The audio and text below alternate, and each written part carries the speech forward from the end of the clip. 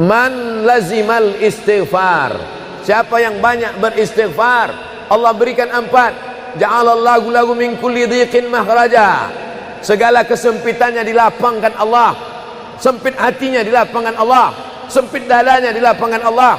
Wali wa min kulli hammin faraja, segala kesusahannya diberikan Allah kemudahan. Susah rezekinya, susah hidupnya, susah pikirannya, susah urusannya, dimudahkan Allah. Wa razaqahu min haitsu la yahtasib, diberi Allah rezeki dari jalan yang tidak disangka-sangka, yang tidak diduga-duga, datang rezeki itu. Siapa yang menjanjikan? Nabi Muhammad SAW. Nabi bicara dari mana? Wa ma yantiqu 'anil hawa in huwa illa wahyun yuha. Dia bicara bukan mengikuti hawa nafsunya, melainkan dari wahyu yang dibawa oleh Jibril dari Allah Subhanahu wa taala. Memperbanyak istighfar. Yang keempat, wa ma kana Allahu mu'adzibahum wa hum yastaghfirun. Allah tidak akan menurunkan azab wa hum yastaghfirun selama mereka mampu beristighfar. Oleh sebab itu, kenapa tsunami tidak datang? Kenapa gunung tidak meletus? Kenapa air yang dari laut tidak naik ke darat? Kenapa tidak terjadi gempa bumi? Masih ada di Sidrap yang beristighfar. Masih ada orang yang bangun malam, salat sunat taubat menjelang subuh.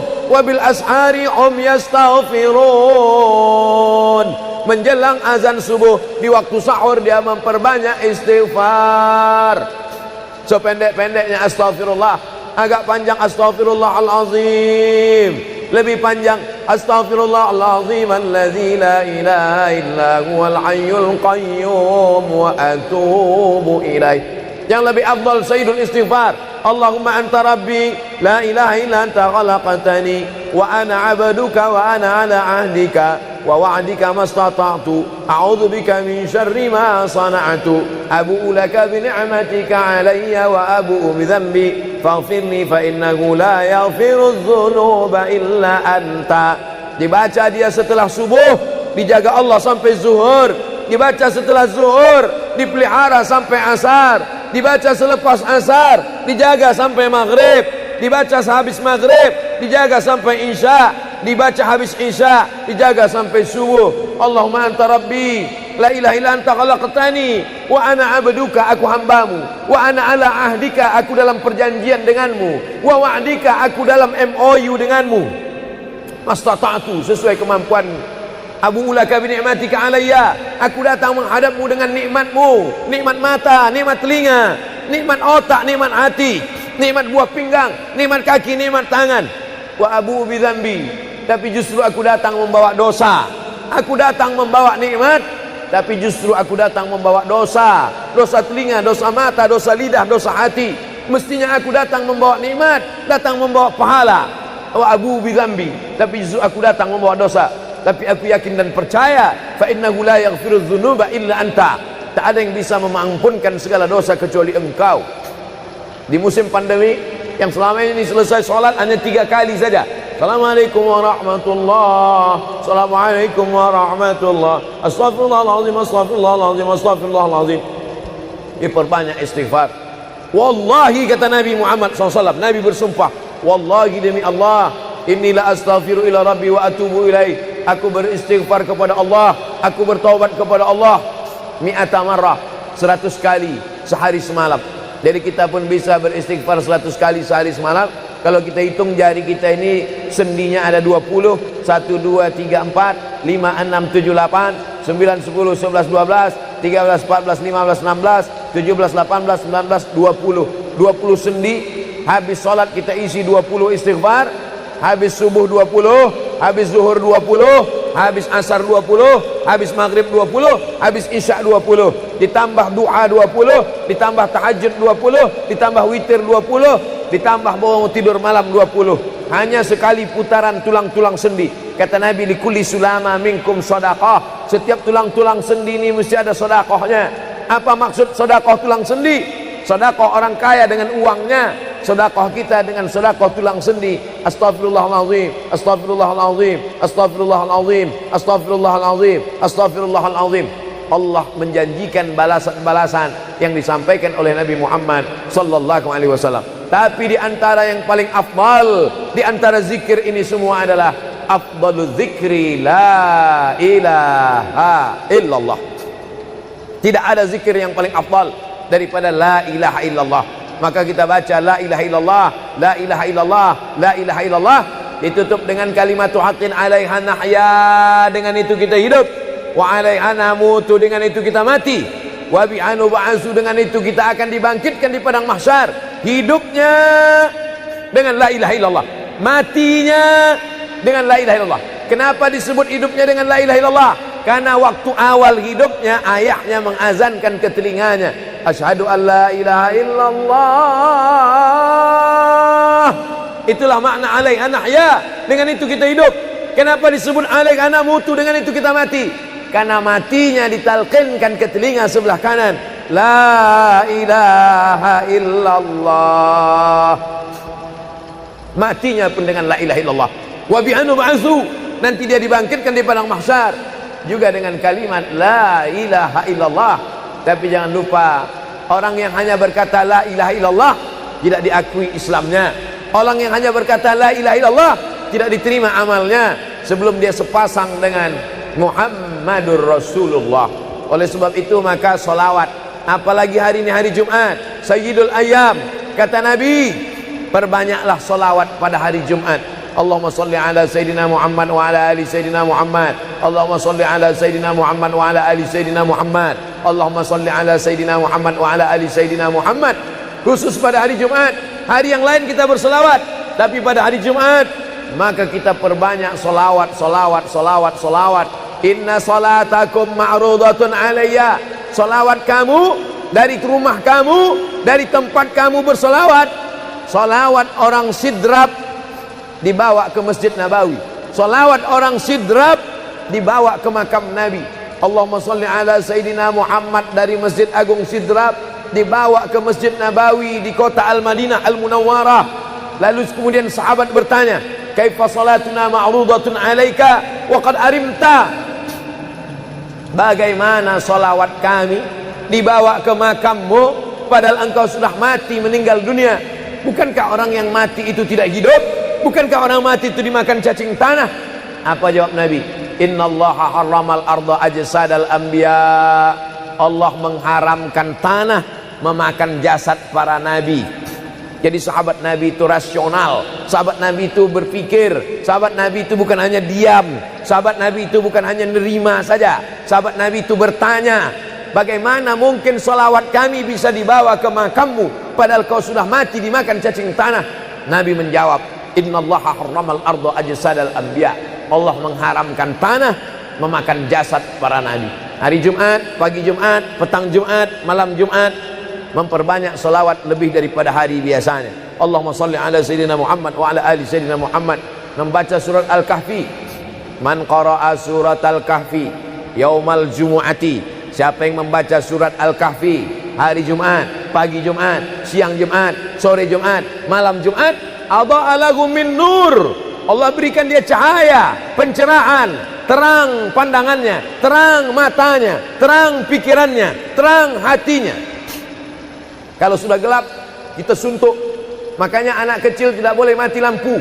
Kalau ada anak kecil malam mati lampu, napasnya bisa sesak. Kenapa sesak? Sempit dadanya. Itu maknanya kalau Allah kasih kita terang cahaya karena membaca surat Al-Kahfi hari Jumat. Tapi jangan sampai menyuruh orang baca surat Al-Kahfi, ternyata yang ceramah ini belum baca surat Al-Kahfi. Bacalah surat Al-Kahfi. Ustaz sudah baca? Oh, saya ngajak aja. Enggak. Sebelum ceramah saya baca dulu. Malam Jumat, tadi malam. Habis sholat tahajud, duduk, baca surat Yasin, baca surat Al-Kahfi. Supaya waktu menyampaikannya plong. Karena kalau kita hanya menyuruh saja tidak mengamalkannya, terasa di dalam hati. Bacalah surat Al-Kahfi. Pembohong. Oleh sebab itu saya mengajak, tapi saya sudah baca duluan. Man qara'a surat Yasin lailatal Jum'ah.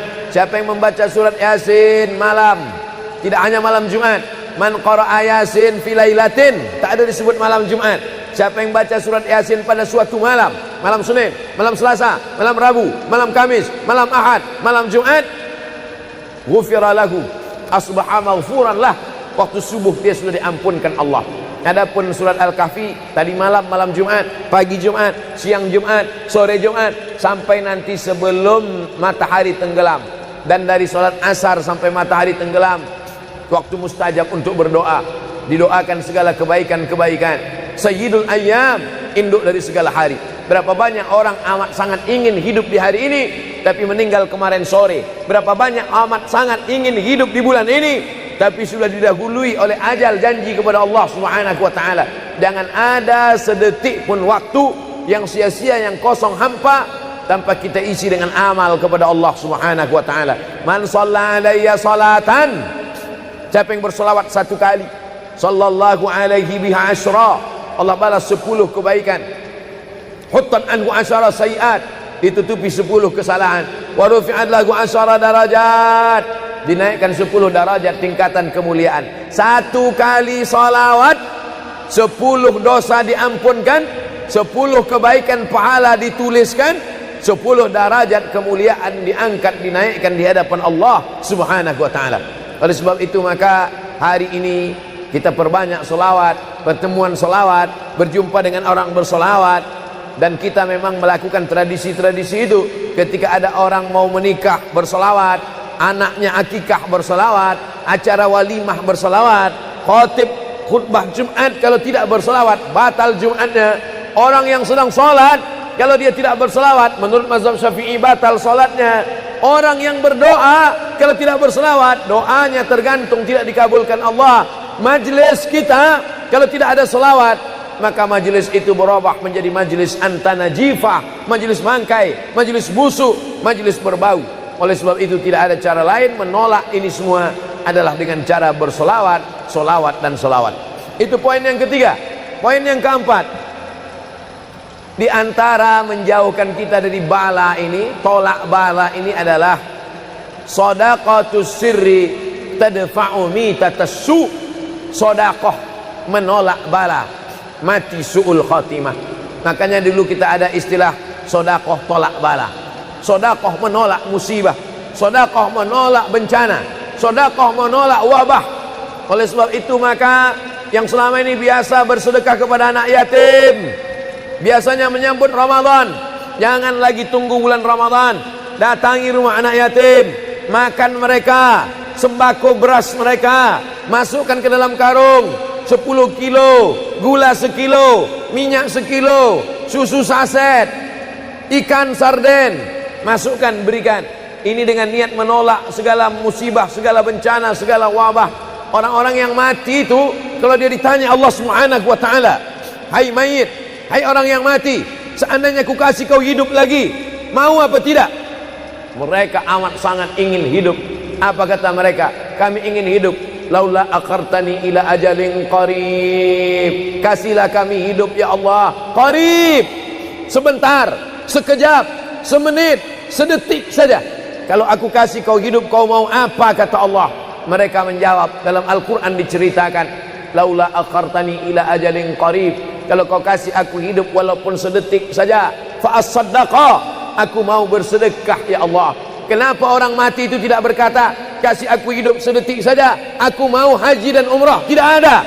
Kasih aku sedetik saja, aku mau pergi berjihad? Tidak. Kasih aku sedetik saja, aku mau sholat sepanjang malam? Tidak. Mereka mengatakan, fa as-saddaqa, aku mau bersedekah. Mengapa orang mati itu kalau dihidupkan mau bersedekah? Dijawab oleh para ulama, karena haji dan umrah balasannya nanti setelah hisab masuk surga. Al-hajjul mabrur, haji yang mabrur, laisa lahu jaza illal jannah, balasannya surga. Tapi sedekah balasannya sudah didapatkan ketika dikubur. Begitu mati masuk kubur langsung dapat balasan sedekah. Itulah makanya kata Nabi, idza matal insan, kalau manusia mati, inqata'a, putus amalnya. Tapi ada yang tak putus, shadaqatun jariyah, sedekah yang mengalir. Belum bangkit dari kubur, belum padang mahsyar, belum hisab, belum timbangan amal, belum meniti titian siratal mustaqim, balasannya sudah nampak. Itu kehebatan sedekah dibandingkan amal yang lain. Oleh sebab itu sedekah ini luar biasa. Shadaqatus sirri tadfa'u mitatassu, sedekah menolak mati su'ul khatimah, sedekah menolak bala. Man lazimal istighfar, siapa yang banyak beristighfar, Allah berikan 4. Ja'alallahu lahu min kulli dhiqin makhraja, segala kesempitannya dilapangkan Allah, sempit hatinya dilapangkan Allah, sempit dadanya dilapangkan Allah. Wali wa min kulli hammin faraja, segala kesusahannya diberikan Allah kemudahan. Susah rezekinya, susah hidupnya, susah pikirannya, susah urusannya, dimudahkan Allah. Wa razaqahu min haitsu la yahtasib, diberi Allah rezeki dari jalan yang tidak disangka-sangka, yang tidak diduga-duga, datang rezeki itu. Siapa yang menjanjikan? Nabi Muhammad SAW. Nabi bicara dari mana?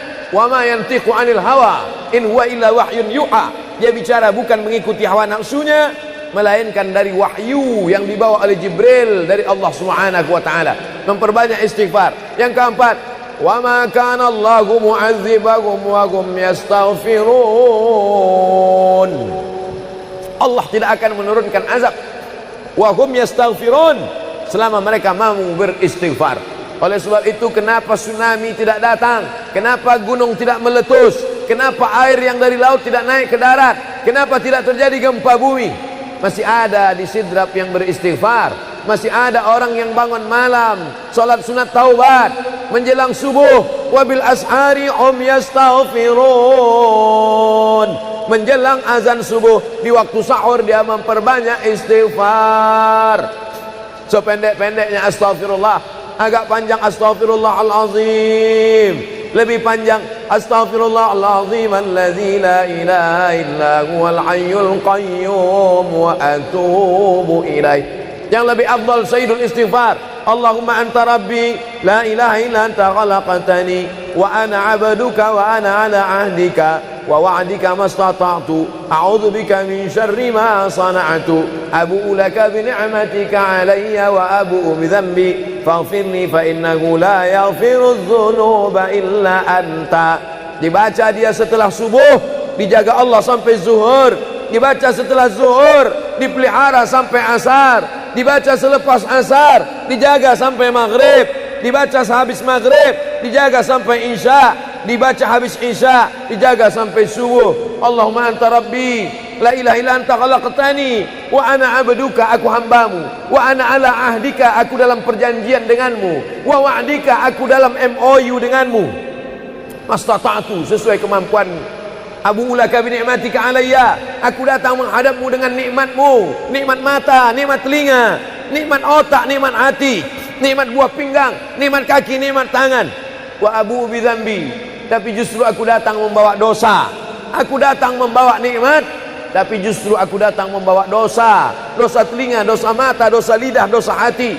Mestinya aku datang membawa nikmat, datang membawa pahala.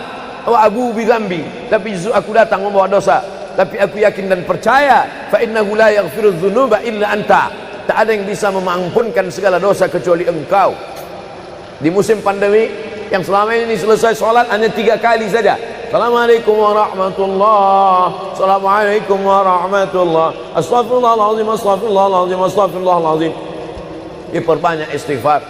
Wallahi, kata Nabi Muhammad SAW, Nabi bersumpah, wallahi demi Allah, inilah astaghfiru ila rabbi wa atubu ilaih. Aku beristighfar kepada Allah, aku bertaubat kepada Allah mi'ata marrah, 100 kali sehari semalam.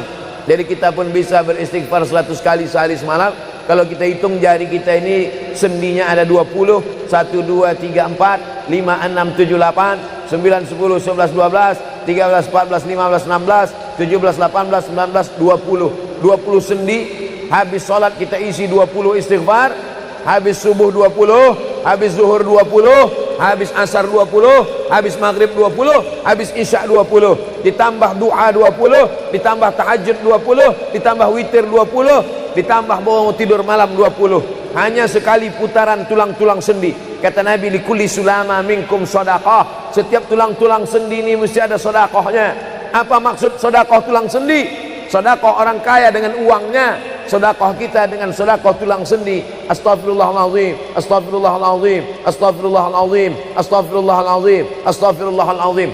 Allah menjanjikan balasan-balasan yang disampaikan oleh Nabi Muhammad sallallahu alaihi wasallam. Tapi di antara yang paling afdal di antara zikir ini semua adalah afdalu dzikri la ilaha illallah.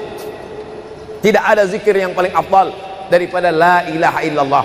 Maka kita baca la ilaha illallah, la ilaha illallah, la ilaha illallah, ditutup dengan kalimat haqqin 'alaiha nahya, dengan itu kita hidup, wa 'alaiha namutu, dengan itu kita mati, wa bi'anu ba'su, dengan itu kita akan dibangkitkan di padang mahsyar.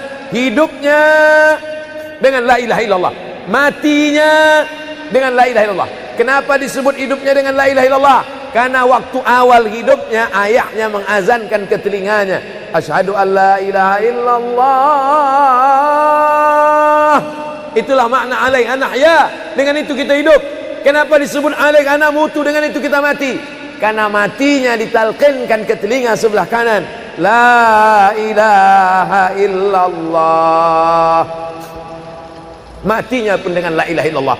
Wa bi'anu ba'su, nanti dia dibangkitkan di padang mahsyar juga dengan kalimat la ilaha illallah. Tapi jangan lupa, orang yang hanya berkata la ilaha illallah tidak diakui Islamnya. Orang yang hanya berkata la ilaha illallah tidak diterima amalnya sebelum dia sepasang dengan Muhammadur Rasulullah. Oleh sebab itu maka solawat, apalagi hari ini hari Jumat, Sayyidul Ayyam, kata Nabi, perbanyaklah solawat pada hari Jumat. Allahumma salli ala Sayyidina Muhammad wa ala ali Sayyidina Muhammad. Allahumma salli ala Sayyidina Muhammad wa ala ali Sayyidina Muhammad. Allahumma salli ala Sayyidina Muhammad wa ala ali Sayyidina Muhammad. Khusus pada hari Jumat. Hari yang lain kita berselawat, tapi pada hari Jumat maka kita perbanyak solawat, solawat, solawat, solawat. Inna salatakum ma'rudatun alayya. Solawat kamu dari rumah kamu, dari tempat kamu bersolawat. Solawat orang sidrap dibawa ke Masjid Nabawi. Salawat orang sidrap dibawa ke makam Nabi. Allahumma salli ala Sayyidina Muhammad dari Masjid Agung Sidrap dibawa ke Masjid Nabawi di kota Al-Madinah Al-Munawwarah. Lalu kemudian sahabat bertanya, kaifa salatuna ma'rudatun alaika wa qad arimta? Bagaimana salawat kami dibawa ke makammu padahal engkau sudah mati, meninggal dunia? Bukankah orang yang mati itu tidak hidup? Bukankah orang mati itu dimakan cacing tanah? Apa jawab Nabi? Innallaha harramal arda ajsadal anbiya. Allah mengharamkan tanah memakan jasad para nabi. Jadi sahabat Nabi itu rasional, sahabat Nabi itu berpikir, sahabat Nabi itu bukan hanya diam, sahabat Nabi itu bukan hanya nerima saja, sahabat Nabi itu bertanya, bagaimana mungkin salawat kami bisa dibawa ke makammu padahal kau sudah mati dimakan cacing tanah? Nabi menjawab, innallaha harramal arda ajsadal anbiya. Allah mengharamkan tanah memakan jasad para nabi. Hari Jumat, pagi Jumat, petang Jumat, malam Jumat, memperbanyak salawat lebih daripada hari biasanya. Allahumma salli ala Sayyidina Muhammad wa ala ali Sayyidina Muhammad. Membaca surat Al-Kahfi. Man qara'a surat Al-Kahfi yaumal jumu'ati. Siapa yang membaca surat Al-Kahfi hari Jumat, pagi Jumat, siang Jumat, sore Jumat, malam Jumat, adha'a lahu min nur. Allah berikan dia cahaya, pencerahan, terang pandangannya, terang matanya, terang pikirannya, terang hatinya. Kalau sudah gelap, kita suntuk. Makanya anak kecil tidak boleh mati lampu. Kalau ada anak kecil malam mati lampu, napasnya bisa sesak. Kenapa sesak? Sempit dadanya. Itu maknanya kalau Allah kasih kita terang cahaya karena membaca surat Al-Kahfi hari Jumat. Tapi jangan sampai menyuruh orang baca surat Al-Kahfi, ternyata yang ceramah ini belum baca surat Al-Kahfi. Bacalah surat Al-Kahfi. Ustaz sudah baca. Oh, saya ngajak aja. Enggak. Sebelum ceramah saya baca dulu. Malam Jumat, tadi malam. Habis sholat tahajud, duduk, baca surat Yasin, baca surat Al-Kahfi. Supaya waktu menyampaikannya plong. Karena kalau kita hanya menyuruh saja tidak mengamalkannya, terasa di dalam hati. Bacalah surat Al-Kahfi. Pembohong. Oleh sebab itu saya mengajak, tapi saya sudah baca duluan. Man qara'a surat Yasin lailatal Jum'ah. Siapa yang membaca surat Yasin malam, tidak hanya malam Jumat. Man qara'a Yasin fi lailatin, tak ada disebut malam Jumat. Siapa yang baca surat Yasin pada suatu malam, malam Senin, malam Selasa, malam Rabu, malam Kamis, malam Ahad, malam Jumat, ghufira lahu, asbaha maghfuran lah. Waktu subuh dia sudah diampunkan Allah. Adapun surat Al-Kahfi tadi malam, malam Jumat, pagi Jumat, siang Jumat, sore Jumat, sampai nanti sebelum matahari tenggelam. Dan dari salat asar sampai matahari tenggelam, waktu mustajab untuk berdoa. Didoakan segala kebaikan-kebaikan. Sayyidul ayyam, induk dari segala hari. Berapa banyak orang amat sangat ingin hidup di hari ini, tapi meninggal kemarin sore. Berapa banyak amat sangat ingin hidup di bulan ini, tapi sudah didahului oleh ajal, janji kepada Allah Subhanahu wa taala. Jangan ada sedetik pun waktu yang sia-sia, yang kosong hampa tanpa kita isi dengan amal kepada Allah Subhanahu wa taala. Man shalla alayya salatan, siapa yang bersolawat satu kali, sallallahu alaihi biha asyra, Allah balas 10 kebaikan. Huttat anhu asyara sayiat, ditutupi 10 kesalahan. Wa rufi'at lahu asyara darajat, dinaikkan 10 darajat tingkatan kemuliaan. Satu kali salawat 10 dosa diampunkan, 10 kebaikan pahala dituliskan, 10 derajat kemuliaan diangkat, dinaikkan di hadapan Allah Subhanahu wa taala. Oleh sebab itu maka hari ini kita perbanyak selawat, pertemuan selawat, berjumpa dengan orang berselawat. Dan kita memang melakukan tradisi-tradisi itu. Ketika ada orang mau menikah berselawat, anaknya akikah berselawat, acara walimah berselawat, khatib khutbah Jumat kalau tidak berselawat batal Jumatnya. Orang yang sedang sholat kalau dia tidak berselawat, menurut mazhab Syafi'i batal sholatnya. Orang yang berdoa kalau tidak berselawat, doanya tergantung tidak dikabulkan Allah. Majlis kita kalau tidak ada selawat, maka majlis itu berubah menjadi majlis antanajifah, majlis mangkai, majlis busuk, majlis berbau. Oleh sebab itu tidak ada cara lain menolak ini semua adalah dengan cara bersolawat, solawat dan solawat. Itu poin yang ketiga. Poin yang keempat, di antara menjauhkan kita dari bala ini, tolak bala ini adalah shadaqatus sirri tadfa'u mitatassu. Sedekah menolak bala, mati su'ul khatimah. Makanya dulu kita ada istilah sedekah tolak bala. Sedekah menolak musibah, sedekah menolak bencana, sedekah menolak wabah.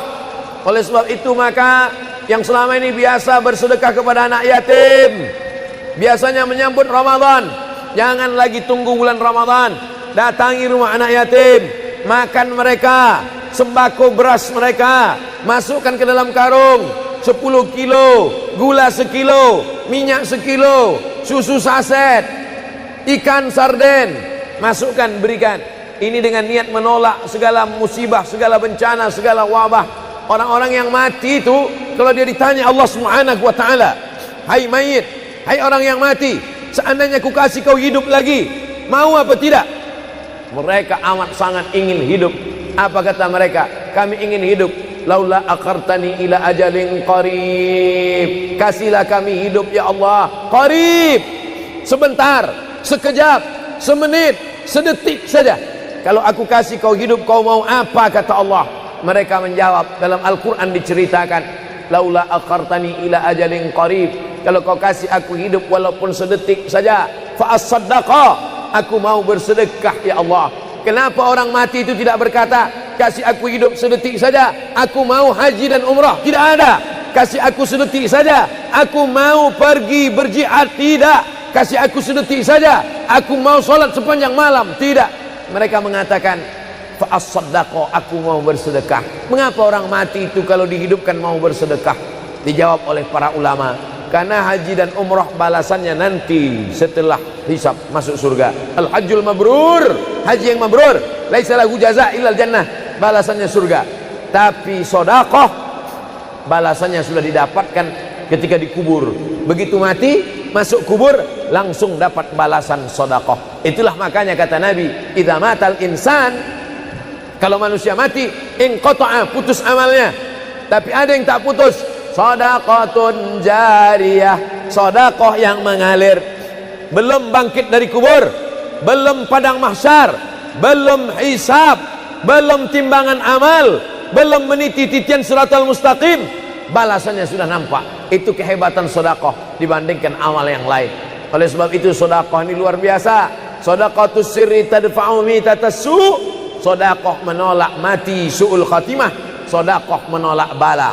Alhamdulillah, Allahumma salli ala Sayyidina Muhammad wa ala ali Sayyidina Muhammad. Kullu amrin zibalin, semua amal yang baik, walam yubda' bihamdillah, kalau tidak diawali dengan alhamdulillah, pujian kepada Allah, fahuwa aqta', maka amal itu putus. Makna putus, putus sampai di dunia saja, tak boleh dibawa sebagai bekal menghadap Allah. Maka kita ingin amal kita malam ini tidak putus, maka kita awali dengan alhamdulillahi rabbil alamin.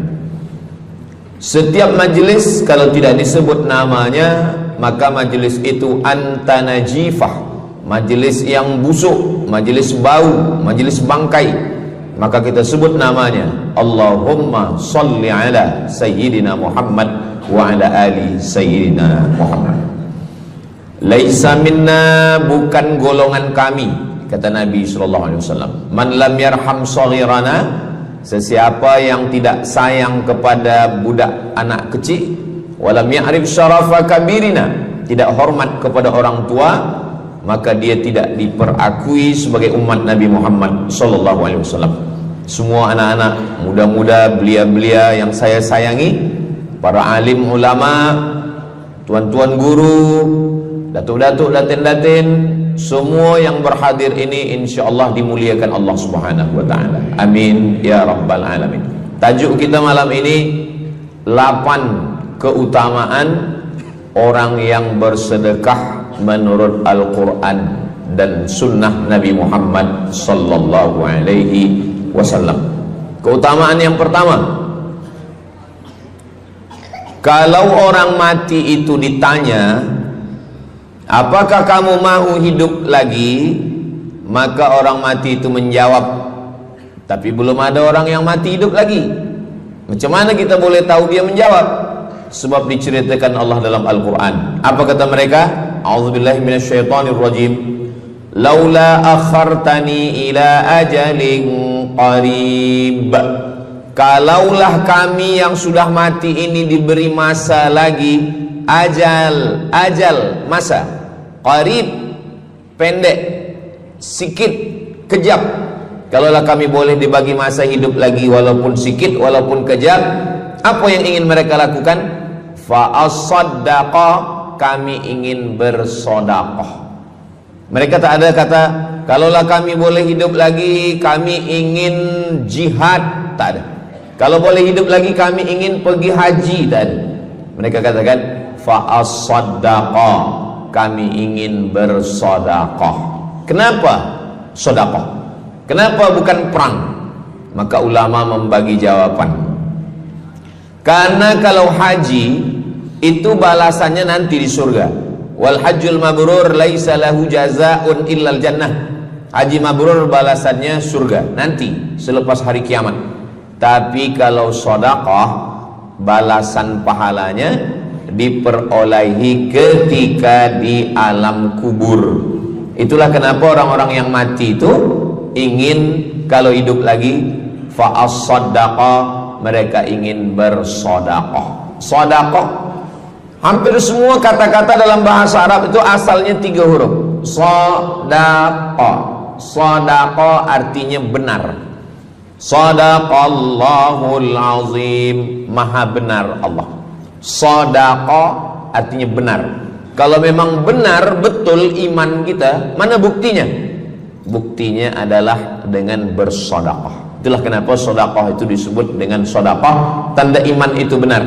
Karena untuk menggerakkan lidah bercakap sangat mudah. Apa kata pepatah orang Melayu? Lidah tak bertulang, mudah saja menggerakkan. Asyhadu an la ilaha illallah wa asyhadu anna Muhammadar Rasulullah. Kalau memang benar betul cakap, mana buktinya? Buktinya adalah sedekah. Lelaki mengatakan saya cinta kepada kamu, senang saja nak mengatakan cinta, tapi apa bukti, proof, mana memang betul cinta? Maka dia mesti bagikan sedekah. Kalau yang tadi itu sedekah, kalau ini namanya sadaq. Sadaq artinya mahar. Mahar pernikahan lelaki dengan perempuan, aku nikahkan engkau dengan anak saya dengan memberikan cincin emas dan gelang rantai tunai. Itulah dia sadaq, tanda bukti cinta dia kepada seorang perempuan. Sadaqah, benar. As-sidqu, sidik, benar. As-siddiq, orang yang benar. Maka disebut dia dengan Abu Bakar Siddiq, kerana dia benar memberikan emas sebesar batu waktu dibawa pergi hijrah bersama Nabi Muhammad SAW. Maka dia disebut dengan Siddiq kerana dia benar imannya dengan memberikan sedekah. Tapi ada makna siddiq yang lain, ketika yang lain mendustakan Nabi, tak percaya kepada Isra Mi'raj, dialah orang yang percaya, maka disebut dia dengan Siddiq. Siddiq dari kata sadaq, benar, karena iman dia yang benar. Mana bukti, proof bahwa iman dia benar? Dia bersedekah, membagikan emasnya sebesar batu. Nama dia Abu Bakar Siddiq. Nama ayah dia Abu Quhafah. Ayah dia tak Islam. Apa kata ayah dia? Habislah emas Abu Bakar itu dibawa Muhammad sallallahu alaihi wasallam. Anak Abu Bakar itu namanya Asma. Asma, mana emas ayah kamu? Dah habis dibawa Muhammad. Dia benci betul dengan Nabi Muhammad. Datang Asma, dia ambil batu, dia masukkan ke dalam kain. Kata Asma, emas ayah tu masih ada dalam kain, Datuk. Lalu Abu Quhafah memegang. Abu Quhafah ni buta, dia tak nampak. Oh ya, masih ada lagi. Rupanya emas itu sudah dibawa hijrah bersama Rasulullah sallallahu alaihi wasallam. Makanya kata Nabi, "Lau anfaqa ahadukum mithla Uhudin zahaban." Seandainya ada di antara kamu yang boleh berwakaf emas walaupun sebesar bukit Uhud. Bukit Uhud itu panjangnya 7 km. Seandainya ada di antara kamu yang boleh berwakaf emas sebesar bukit Uhud, itu tak sampai setengah tapak tangan Sayyidina Abu Bakar Siddiq. Kenapa? Sebab kalau sekarang ada orang bersedekah banyak, memanglah sekarang sudah aman. Tapi masa itu masa susah, masa payah, Abu Bakar Siddiq menunjukkan bukti keimanannya. Ini keutamaan yang pertama menurut Al-Quran. Kenapa orang bersedekah? Kerana orang-orang mati, kalau dia boleh bagi tambah umur hidup lagi, mereka berkata, fa'as-saddaqa, kami ingin bersedekah. Itu yang pertama. Yang kedua, sampai berapa nih? Sampai 8. Tadi saya dibagi tahu Ustadz sampai 8, atau tak pun sampai 8, kalau dah habis 60 menit habis. Yang kedua, idzas sama'um fatarat, langit terbelah, wa idzal kawakibun tasarat, planet bertembung, berjatuhan, wa idzal biharu fujirat, lautan diletupkan, tsunami namanya, wa idzal quburu bu'athirat, semua yang dikubur dibangkitkan. Selepas itu kita pun bangkit dari kubur. Innama amruhu idza arada syai'an ayyakula lahu kun fayakun. Bila kita bangkit, tak ada atap, tak ada dinding, tak ada pokok kayu, semua gunung-gunung macam bulu kambing dihembus angin. Wa takunul jibalu kal ihnil manfush, macam bulu kambing dihembus angin. Di mana kita bernaung, di mana kita berlindung? Kata Nabi sallallahu alaihi wasallam. Ini yang kedua. Kullu mri'in tahta zilli sadaqatihi, orang akan bernaung di bawah sedekah. Bukan bernaung di bawah haji, bukan bernaung di bawah sembahyang, bukan bernaung di bawah puasa, tapi tempat bernaung atap adalah sedekah. Tapi jangan sebab kita kaji sedekah malam ni, esok subuh tak sembahyang. Awak tak sembahyang, kita bernaung di bawah sedekah. Betul, memang bernaung di bawah sedekah, tapi tiangnya sembahyang. As-salatu imaduddin, sembahyang, salat itu adalah tiang daripada agama. Maka tempat kita berlindung, tempat kita bernaung nanti adalah sedekah. Ada yang tenggelam kerana peluh saking panasnya, ada yang tenggelam kerana peluh sampai ke lutut, ada sampai ke pinggang, ada sampai ke leher, ada yang tenggelam habis. Tapi ada orang yang merasa sejuk, selesa. Kenapa? Kullu mri'in tahta zilli sadaqatihi, orang akan bernaung di bawah sedekah. Orang-orang yang membina masjid, macam mana mahalnya masjid, jutaan ringgit, maka ketika dia mati menghadap Allah Subhanahu wa taala, semua kepanasan, semua terik, matahari sejengkal dari ubun-ubun kepala, tapi ada orang yang tahta zilli sadaqatihi, dia akan bernaung di bawah sedekah. Mudah-mudahan panjang umur, Allah bagi kita rezeki supaya kita boleh bernaung di bawah sedekah kita nanti insyaallah. Kita masa siang 12 jam, malam 12 jam, tapi di akhirat nanti 50 alfasanah, 50.000 tahun, belum tentu lagi diputuskan di pengadilan Allah Subhanahu wa taala. Datang orang menghadap Nabi Adam, wahai Adam, kami sudah kepanasan, kami tak tahan di padang mahsyar ini. Kata Nabi Adam, saya malu menghadap Allah. Dulu kata Allah, la taqraba hadhihi syajarah, jangan dekati pokok kuldi, fatakuna minaz zalimin, nanti engkau jadi orang zalim. Fa azallahumas syaitan, tapi digoda syaitan. Lalu kemudian Nabi Adam bertaubat. Doa yang paling tua doa Nabi Adam, Rabbana zalamna anfusana wa illam taghfir lana wa tarhamna lanakunanna minal khasirin. Datang mereka menghadap kepada Nabi Nuh. Cepatlah Nabi Nuh menghadap kepada Allah supaya diputuskan mahkamah ini. Kata Nabi Nuh, saya malu menghadap Allah. Anak saya Kan'an, masa saya panggil, ya bunayya, wahai anak saya Kan'an, irkam ma'ana, ayo mari naik ke atas perahu sampan ayah. Apa kata Kan'an? Sa'awi ila jabali ya'simuni minal ma, saya naik sampan, saya naik ke atas bukit, saya akan selamat. Rupa-rupanya hujan 40 hari 40 malam tenggelam. Kita belum lagi 40 hari 40 malam, baru 2 hari buaya dah naik ke jalan. Macam mana 40 hari 40 malam? Maka saat itu, saat anaknya Kan'an akan tenggelam, apa kata Nabi Nuh?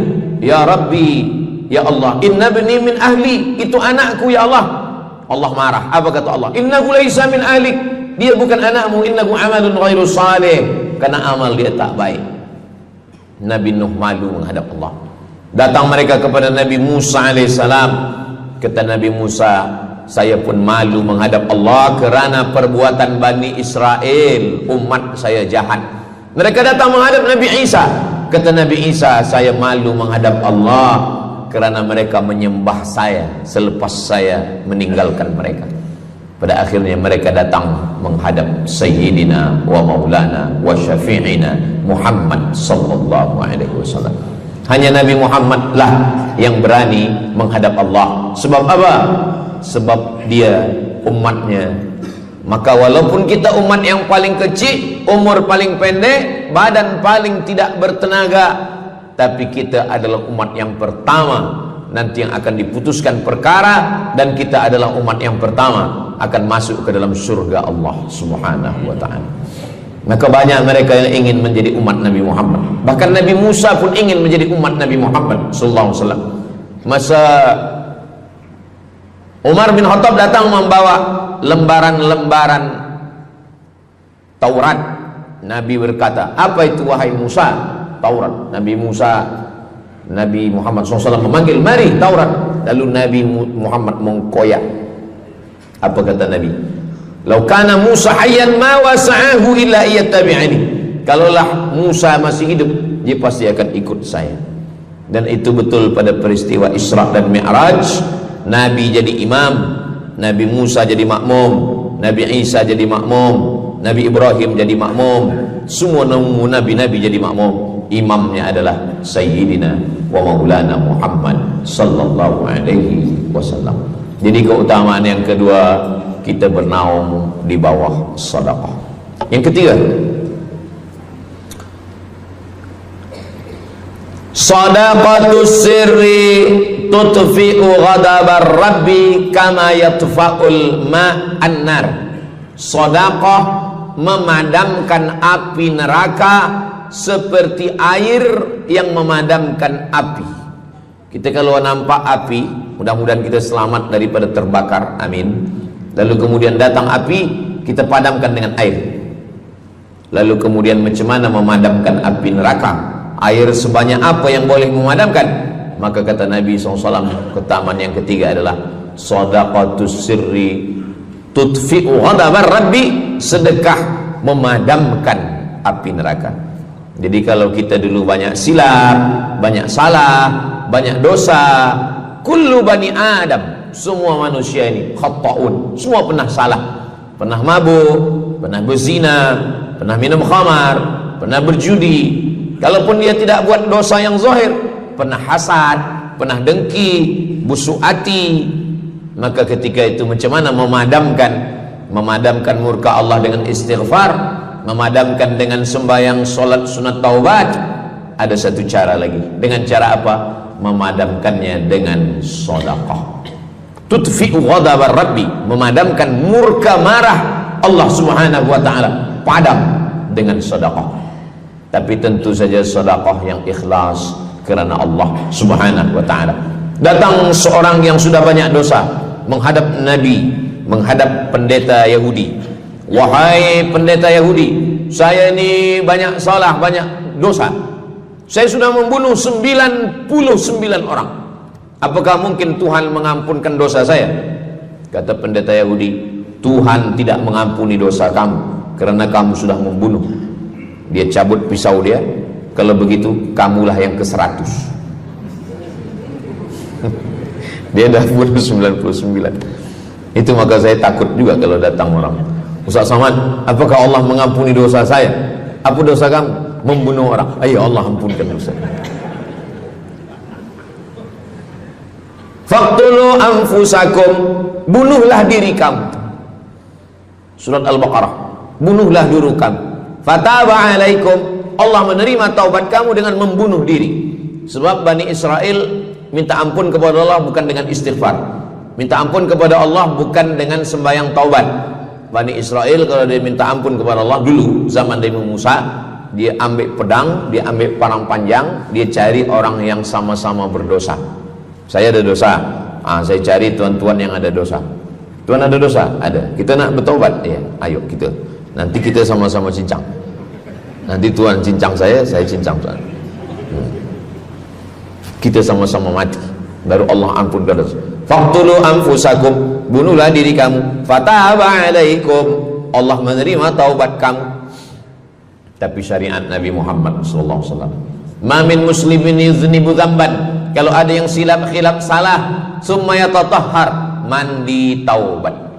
Apalagi kita di Bandar Seri Begawan, bila tadi pesawat terbang nak landing turun, nampak cantik laut keliling. Jadi siapa nak mandi taubat, pergi ke laut. Kalau sampai ke tengah laut, bukan cuma dosa hilang, orangnya hilang sekali. Aku mandi taubat, saya mandi taubat. Selepas mandi taubat, tak boleh mandi taubat, wudu. Tak boleh wudu, tayamum. Selepas itu sembahyang sunat taubat. Usolli sunnatat taubat raka'ataini lillahi ta'ala. Dosanya perlu sebut, jangan sebut. Ada seorang lelaki, maaf, nafsu dia tinggi. Lalu di jalan dia nampak perempuan. Selepas itu maaf, dia cium. Selepas itu dia datang ke Nabi, dia mengadu, ya Rasulullah, tadi saya melakukan begini-begini. Tegak Umar bin Khattab, Allah sudah tutupi, kenapa kamu bukakan di hadapan orang ramai? Allah mengampuni manusia kecuali al-mujahirun. Al-mujahirun menampakkan dosanya dan bangga dengan dosanya. Ini orang akhir zaman ni sekarang banyak mujahirun. Dia mabuk, dia live streaming. Hai guys, dah mabuk ke malam ni? Ini al-mujahirun. Maka ulil amri mesti ambil hukum.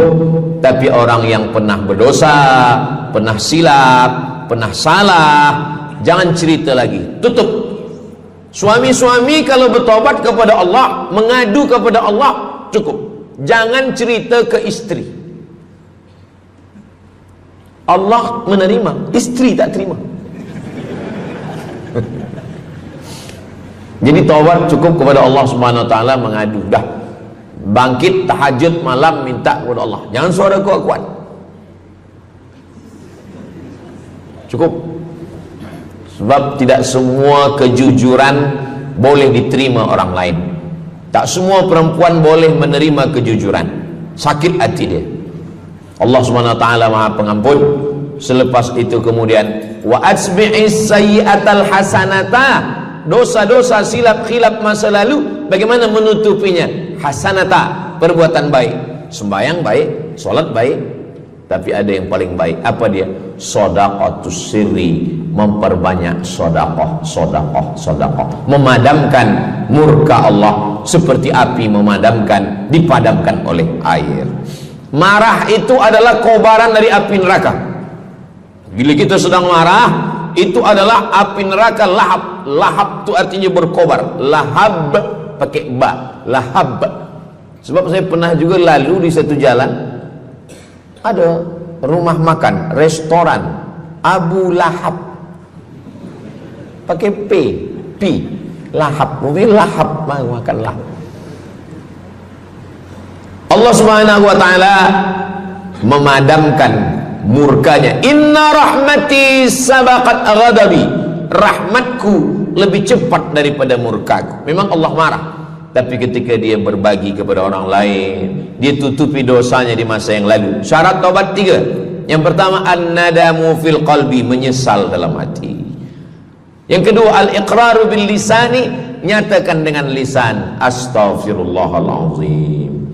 Yang ketiga, al-itmaru alla ya'uda ilaihi abadan, tekad saya tidak akan buat lagi sampai mati. Namanya taubat nasuha. Nasuha 3 huruf. Nasoha artinya menyaring madu. Datang orang memanjat pokok kayu, dia ambil parang panjang, dia potong sarang lebah jatuh ke bawah, disaring dengan kain tipis, lalu kemudian tersangkut di atas kain, lilinnya tersangkut, lebahnya tersangkut, anak lebah tersangkut, rantingnya tersangkut, dahannya tersangkut, maka keluarlah madu. Itu bahasa Arabnya namanya nasuha. Apa makna nasuha? Menyaring dosa-dosa sehingga yang tinggal hanya amal soleh, yang sampah-sampah tersangkut. Sekarang susah nak minum madu yang asli, banyak palsu. Macam mana Ustaz, saya ni suka spesihat minum madu. Apa tanda madu ni asli? Bawa pulang ke rumah, kalau istri marah itu asli.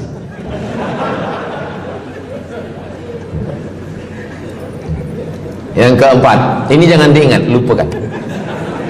Yang keempat, apa itu keutamaan sedekah? Kata Nabi sallallahu alaihi wasallam, as-sadaqatu, sedekah itu tadfa'u mitatas su', menolak mati su'ul khatimah. Tak ada guna amal elok baik kalau mati dalam keadaan su'ul khatimah. Kita selalu berdoa, Allahumma khtim lana bihusnil khatimah. Maka cara untuk menolak mati su'ul khatimah ini adalah dengan cara sedekah. Banyak orang mati husnul khatimah, bukan ulama, meninggal di dalam Masjidil Haram sedang pakai ihram, selepas tawaf di belakang makam Ibrahim ketika sedang sujud terakhir. Itulah mati yang paling indah. Dalam wudhu sedang sembahyang, di sujud terakhir dalam tanah haram, dalam Masjidil Haram, di belakang makam Ibrahim. Meninggal, dibawa jenazah balik. Orang datang bertanya kepada ibunya, dia masih pemuda belia, apakah dia ulama? Dia bukan ulama. Kenapa dia mulia betul? Apakah dia pernah perang ke Palestina? Tidak.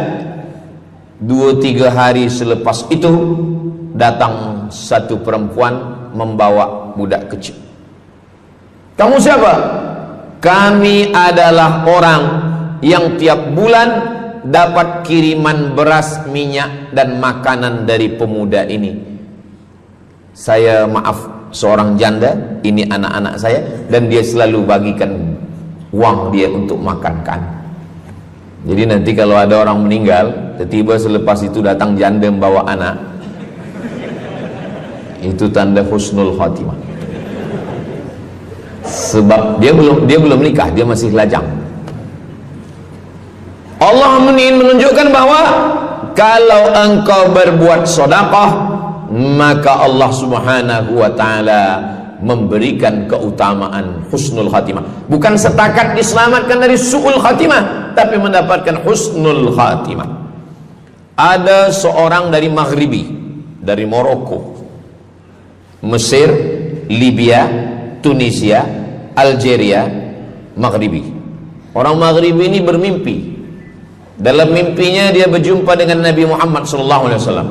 Kata Nabi, engkau pergi ke Saudi Arabia, cari di kampung ini, nanti engkau jumpai seorang pemuda, sampaikan salamku kepada dia, katakan dia penghuni surga. Malam pertama mimpi, iya ke? Tidak ke? Jangan-jangan syaitan. Tak betul. Malam kedua mimpinya sama. Engkau pergi ke Saudi Arabia, datangi kampung ini, jumpai seorang pemuda namanya si fulan, bagi tahu ke dia, salamku untuk dia, sampaikan kepada dia bahwa dia penghuni surga. Nah, 2 kali. Ini udah agak kuat. Tunggu 3 kali, sampai 3 malam mimpinya sama. Akhirnya orang Maghrib ini terbang dari Casablanca sampai ke Jeddah. Dari Jeddah dia cari kampung yang disebut dalam mimpi, sampai itu dia cari pemuda. Adakah di kampung ini seorang pemuda namanya si fulan? Betul. Dia tengok, biasa saja. Bukan ulama, bukan macam Musa Abdul Somad.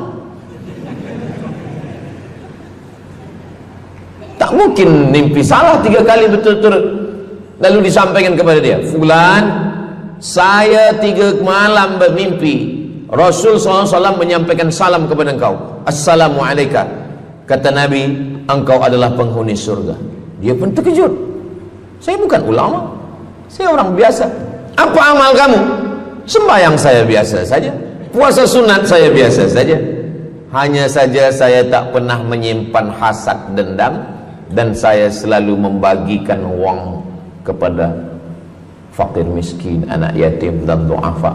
Selepas mendapatkan itu dia pun menangis, dia pun bersedih, karena dia merasa dia tak layak dicintai, karena dia masa banyak silap, banyak salah. Rupanya rahmat Allah itu turun bukan kepada orang yang alim tapi sombong, bukan kepada orang yang kaya tapi takbur, tapi kepada orang yang hatinya hancur berkeping karena takut kepada Allah Subhanahu wa ta'ala. Selepas itu dia pun meninggal dalam keadaan husnul khatimah, setelah mendapatkan janji dari Rasulullah sallallahu alaihi wasallam. Apa maknanya? Bahwa kalau kita tak boleh sembahyang sampai tegak lutut bengkak, kalau kita tak tergolong orang yang rajin puasa sunat berhari-hari, kalau kita bukan orang yang kuat berjihad fisabilillah, maka carilah satu pintu. Pintu itu bernama babus sedekah. Karena banyak yang sudah melaluinya dan mereka dimuliakan Allah, diselamatkan daripada su'ul khatimah. Yang ke berapa? Kelima. Saya sebetulnya ingat, saya nak cuba aja.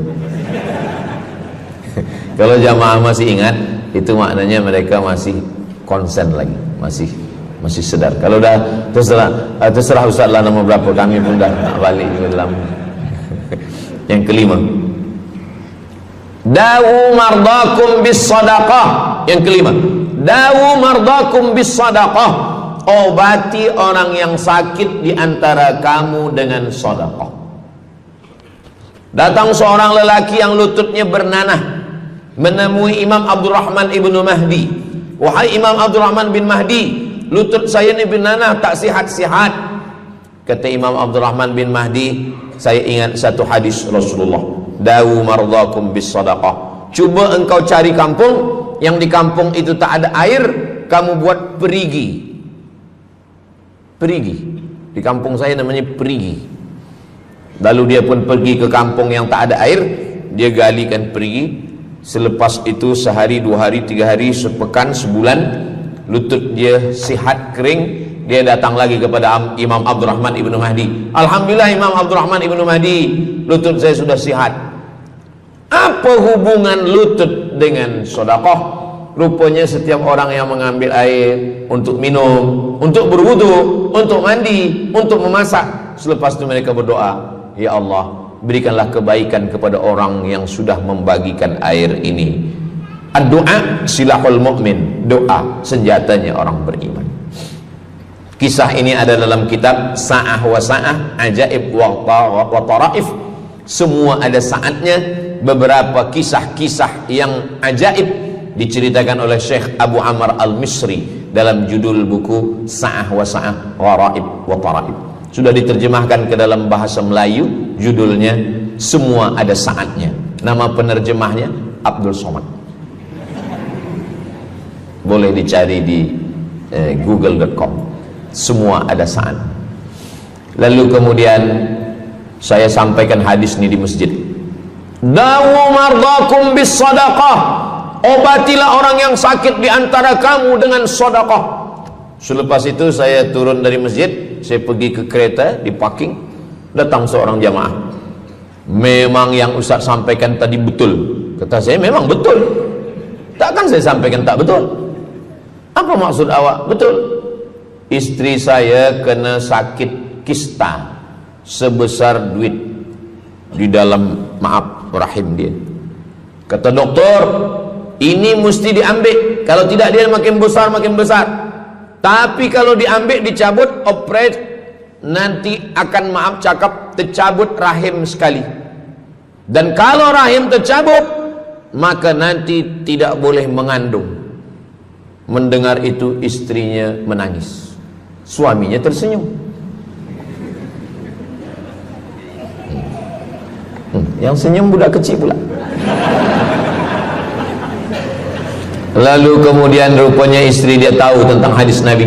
Dawu mardakum bis sadaqah. Obatilah orang yang sakit dengan bersedekah. Maka dia pun bersedekah, bersedekah, bersedekah, bersedekah. Selepas itu mereka pergi lagi medical check up ke hospital. Sampai di hospital dicek USG, rupanya kista itu makin kecil, kecil, kecil, kecil dan hilang. Doktor tu pula bertanya balik, awak makan apa? Saya makan nasi, kata dia. Minum apa? Minum teh tarik. Saya amalkan hadis Nabi Muhammad SAW, dawu mardakum bis sadaqah. Kata doktor, awak tak perlu operate dan ini tidak perlu dibelah dan rahim awak masih boleh mengandung. Istrinya tersenyum, lakinya pula menangis. Begitulah Allah Subhanahu wa taala. Syekh Abu Amr Al-Misri bercerita tentang seorang perempuan di Saudi Arabia. Dia pergi ke Amerika. Kata doktor di Amerika, kamu sudah balik ke rumah, makan kenyang, tidur lelap. Nanti kalau puan-tuan pergi hospital, lalu dokter bercakap, balik ke rumah, makan kenyang, tidur lelap. Itu maknanya malaikat maut dah dekat. Tak ada obat. Maka dia pun balik ke Saudi Arabia, dia ambil harta dia, dia sedekah, dia sedekah, dia sedekah, dia bagi, sisa dia bagikan baki sikit untuk ahli waris. Selepas itu last kali dia pergi lagi ke Amerika, last medical check up. Apa kata doktor di Amerika? Kami sudah cek, kamu sihat wal afiat. Banyak sekali orang-orang yang diberikan Allah Subhanahu wa taala keutamaan dengan sedekah, mukjizat bahwa Nabi SAW sudah meninggal dunia, tapi mukjizatnya masih ada sampai akhir zaman ini. Di antaranya adalah dawu mardakum bis sadaqah, obatilah orang yang sakit di antara kamu dengan bersedekah. Yang ketujuh, yatsba'ul mayyita salasun, yang mengiringi mayat orang mati ke liang lahat ada tiga. Yang pertama mal, bahasa Arabnya mal, orang kita menyebut mall, harta. Yang mengiringi manusia ke liang lahat, yang pertama maluhu, harta. Yang kedua ahluhu, istri, anak, menantu, kawan, jiran, sahabat. Yarji'usnani, yang dua ni balik ke rumah, anak balik, istri balik, kereta balik, semua balik. Wa yabqa wahidun, yang kekal hanya satu. Apa dia? Yang kekal hanya satu, itulah dia sedekatuh. Sedekah lah yang kekal. Itulah kenapa orang-orang meninggal dunia.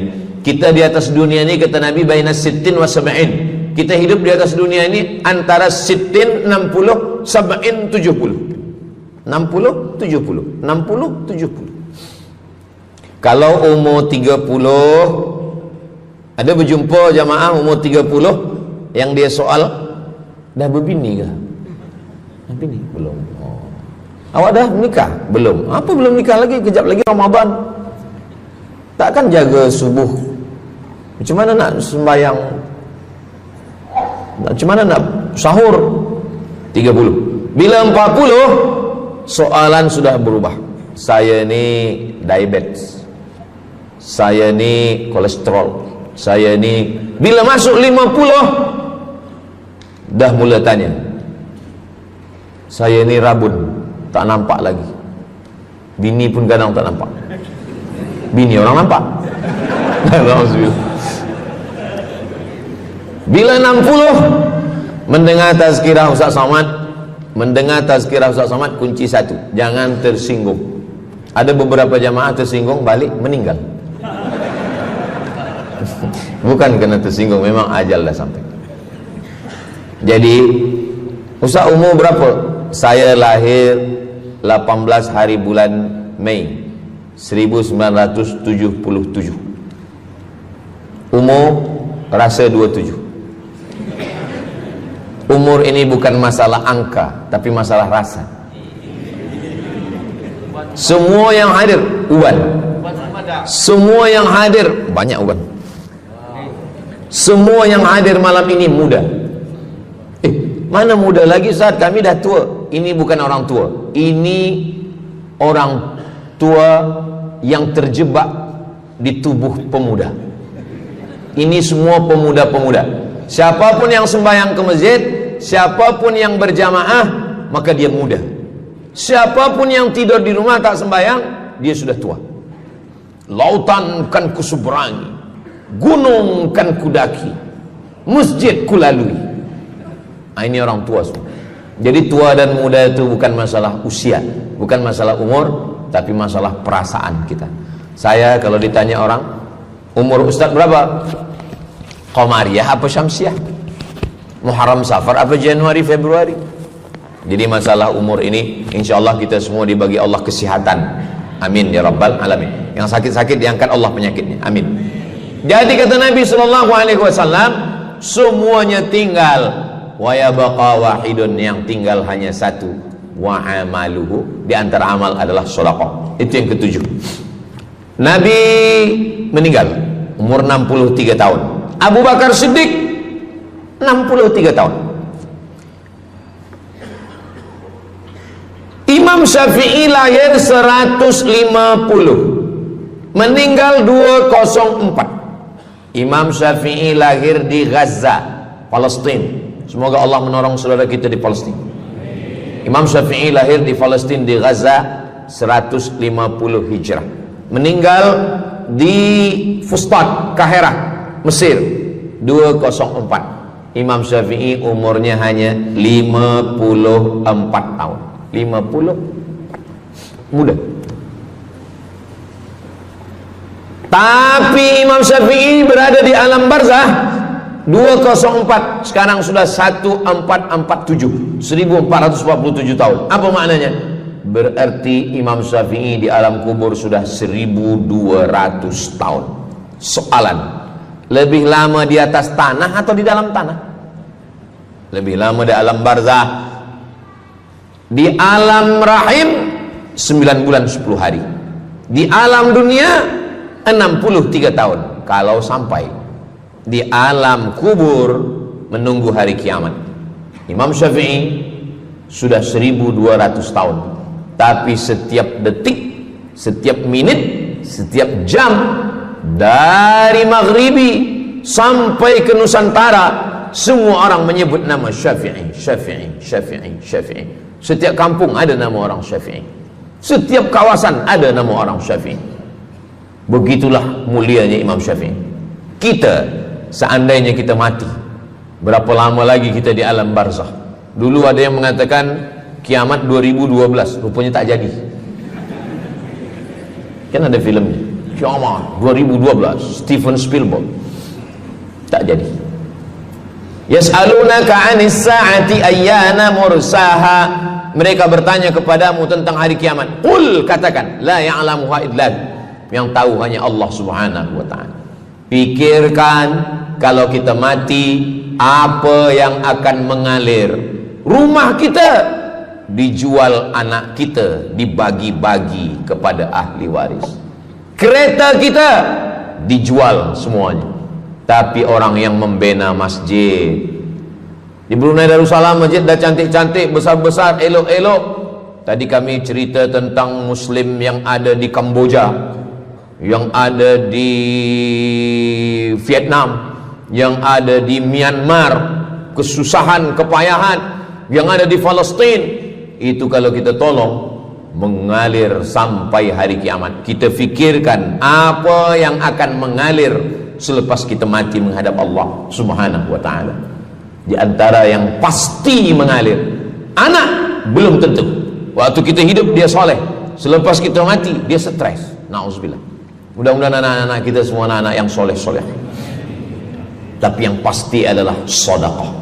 Maka kita siapkan sedekah menolong agama Allah Subhanahu wa ta'ala. Yang ke-8, kata Nabi SAW, idza matal insan, hadisnya ada dalam Sahih Muslim. Idza matal insan, ada orang yang membaca hadis ini idza mata ibnu Adam. Idza mata ibnu Adam itu tarjamah, bukan bunyi teks. Bunyi teksnya idza matal insan, kalau manusia mati, inqata'a, putus. Tapi banyak yang salah faham tentang hadis nih. Kamu malam ni tak ada buat kenduri orang mati, tak ada baca doa, tak ada baca yasin, tak ada baca tahlil. Idza matal ibnu Adam, kalau manusia sudah mati, putus. Jangan kirim-kirim doa lagi.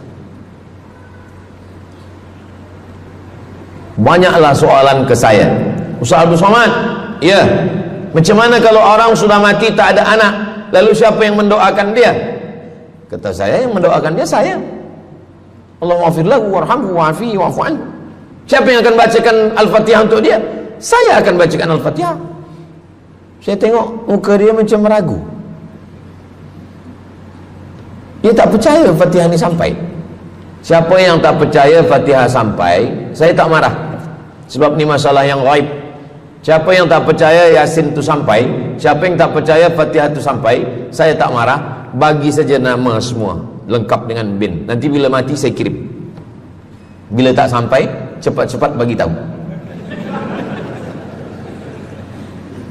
Idza matal insan, kalau manusia mati, inqata'a amaluhu, yang putus tu amal dia, amal yang mati itu. Misal ini ada orang mati, namanya Abdul Somad. Jika saya sebut nama lain tersinggung pula. Ada orang mati namanya Abdul Somad. Idza matal insan, kalau Abdul Somad ni mati, inqata'a amaluhu, maka yang putus tu amal dia. Amal Abdul Somad ni yang putus. Amal orang Brunei untuk Abdul Somad putus atau tak putus? Tidak putus. Datang berita, mereka tengok di Instagram Abdul Somad, Ustadz Abdul Somad Official. Bagi yang belum follow, cepat follow. Dapat berita, Ustadz Somad sudah meninggal. Orang Bandar Seri Begawan, semua orang Brunei mengirimkan Al-Fatihah, mereka sholat ghaib. Sampai apa tak sampai? Sampai. Jadi makna yang putus itu apa maknanya? Amal dia putus. Amal orang mati ini putus. Amal orang hidup kepada yang mati tak putus. Saya bilang sekali lagi, yang putus itu amal orang mati. Amal orang mati putus. Apa maksud amal orang mati putus? Kepada muslimin muslimat, sila datang ke masjid yang akan membagi tazkirah almarhum Abdul Somad. Itu mana? Putus. Mana boleh tazkirah lagi? Orang mati itu amalnya putus, tapi amal orang hidup untuk orang mati tidak putus. Kalau memang putus, kenapa ada amalnya yang tak putus? Ada amal dia yang tak putus. Ini Abdul Somad mati dia, amal dia semuanya putus, tapi ada amal dia yang tak putus. Pertama, shadaqatun jariyah. Sedekah itu kan amal dia, tak putus. Sedekah dia bina masjid dia, sedekah dia tahfiz Quran. Budak-budak tahfiz Quran itu menghafal Quran, jadi tuan guru, punya murid, punya pondok, maka tak putus. Amal dia tapi tak putus. Yang kedua, ilmun yuntafa'u bih, mengajar dia, diamalkan orang, tak putus. Waladun solihun, anak soleh. Anak soleh itu maksudnya, anak soleh itu kan amal dia. Nah, itu yang banyak orang yang tak paham. Macam mana amal soleh, macam mana amal soleh itu amal kita? Macam mana anak soleh itu amal kita? Kalau istri, mohon maaf, kalau istri awak cuma awak tengok saja, apakah mungkin dia hamil? Nah, itu dah payah betul dah menjelaskan. Maknanya anak kita itu amal kita. Maka kalau kita mati, dia tetap mengalir. Bukan berarti doa orang lain tak sampai. Ini banyak orang salah faham. Selepas orang meninggal, tak usah baca doa lagi, tak usah Allah maafir lahu lagi, tak usah baca Yasin lagi, tak sampai. Maksud putus itu amal orang mati itu putus. Kalaulah putus amal orang hidup kepada orang mati, tak ada salat jenazah. Nanti kalau ada orang mengatakan, tak usah baca doa, kita udah putus semua. Nanti bila dia mati, jangan sembahyangkan. Sebab sembahyang jenazah itu kan amal orang hidup untuk orang mati. Allahu Akbar, Allahumma alhamd, Allahu Akbar, Al-Fatihah, Allahu Akbar, salawat, Allahu Akbar, Allahumma fir lahu warhamhu wa'afihi wa'fu anhu, Allahu Akbar, Allahumma la tahrimna ajrahu wa la taftina ba'dahu wa waghfir lana wa lahu wa li ikhwanina alladhina sabaquna bil iman wa la taj'al fi qulubina ghillan lil ladzina amanu rabbana innaka ra'ufur rahim. Empat itu sampai, Al-Fatihah sampai, doa sampai, Al-Fatihah sampai, solawat sampai, doa takbir 3 sampai, doa takbir 4 pun sampai. Itu maknanya amal orang hidup sampai, tapi amal orang mati putus. Apakah orang mati itu tetap beramal? Orang mati tetap beramal, tapi katanya putus. Yang putus itu amal wajib. Sholat wajib, tak wajib lagi. Puasa wajib, tak wajib lagi. Adapun amal yang tak wajib, makanya kalau ada suami yang tak mau amal wajib, suruhlah dia mati. Mana dalil ustadz bahwa orang mati tetap beramal? Waktu Nabi Muhammad SAW Isra Mi'raj, Nabi Isra Mi'raj, Nabi tengok Nabi Musa sholat di dalam kuburnya. Padahal Nabi Musa sudah meninggal. Itu menunjukkan orang meninggal pun beribadah, tapi ibadah dia tidak wajib lagi. Waktu sampai di Masjidil Aqsa, Nabi Ibrahim sholat, Nabi Musa sholat, Nabi-Nabi sholat, padahal mereka sudah meninggal dunia. Itu menunjukkan bahwa orang mati beribadah, tapi ibadahnya tidak wajib. Yang kita wajib ini hanya dari akil baligh sampai kita mati. Siapa yang wajib sembahyang? Akil baligh. Siapa yang wajib puasa? Akil baligh. Siapa yang wajib haji? Akil baligh mampu. Ada orang akil, ada orang baligh tapi tak akil. Umur 15 tahun, 20 tahun, 30 tahun, baligh umurnya sampai tapi tak akil, tak ada akal. Rufi'al qalam, kertas, pena. Pena dia terangkat, tak mencatat. Ada 3 orang yang penanya tak mencatat. Yang pertama, anis sobi hatta yahtalim, budak kecil sampai dia mimpi akil balik. Yang kedua, anin naim hatta yastayqiz, orang tidur sampai dia terjaga. Yang pertama, budak kecil sampai akil balik. Maka kalau nak nakal waktu kecil itulah. Menyesal saya Ustaz, waktu kecil dulu baik-baik. Yang kedua, anin naim hatta yastayqiz, orang tidur sampai dia jaga tidur. Makanya kalau nak buat dosa, waktu tidurlah. Ada seorang suami tidur, selepas itu dia terjaga, dia katakan ke istri dia, Adinda, buah hati belayan jiwa, siang dan malam terbayang-bayang, makan tak kenyang, tidur tak lelap. Abang bermimpi malam tadi. Mimpi apa? Mimpi berbini lagi. Kata istri dia, engkau tidur lagi, mimpi lagi, ceraikan dia. Macam mana nak tidur lagi? Begitulah. Tapi perempuan ini tak ada di Brunei, di kampung saya. Sini baik-baik. Orang tidur, dia tidak boleh dihukum, sebab mimpi kita tak boleh buat-buat. Anin naim hatta yastayqis, orang tidur sampai dia jaga tidur. Anil majnun hatta yafiq, orang gila sampai sehat. Orang gila tak diambil hukum, tak wajib sembahyang, tak wajib puasa. Itu maka kadang isteri kalau ada lelaki tak sembahyang, abang ni gila ke? Kata, aku tergila-gila dengan kamu sayang. Jadi siapa yang wajib? Macam mana dengan orang yang pikun, hilang ingatan? Hilang ingatan bila dari mula zuhur azan sampai waktu asar habis, ingatan dia hilang, maka dia tak wajib sembahyang. Tapi bila dia ingat sekejap, dia wajib lagi. Itu pula masalahnya Ustaz. Laki saya ni hilang ingatan waktu sembahyang saja. Lepas tu ingat balik berakal. Kata orang kalau sudah tua kita mengalami namanya demensia. Manusia demensia, amnesia. Amnesia tak ingat apa-apa, semua lupa. Itu maka kita bila nak pergi kemana-mana guna helmet, sebab bila kepala ni terantuk lupa. Ada kawan saya, dia hafaz Quran 30 juz, ceramah tazkirah kemana-mana, bawa kereta jatuh. Kata dia banyak ayat-ayat yang hilang, maka aku kalau sembahyang ayat pendek-pendek. Kata saya, bang, di kampung saya dulu kalau ada radio yang dah tua yang rosak, itu biasa kita pukul mau elok balik. Cuba antukkan sekali lagi, kata saya. Kata dia, aku takut kalau aku antukkan Fatihah ni pula hilang.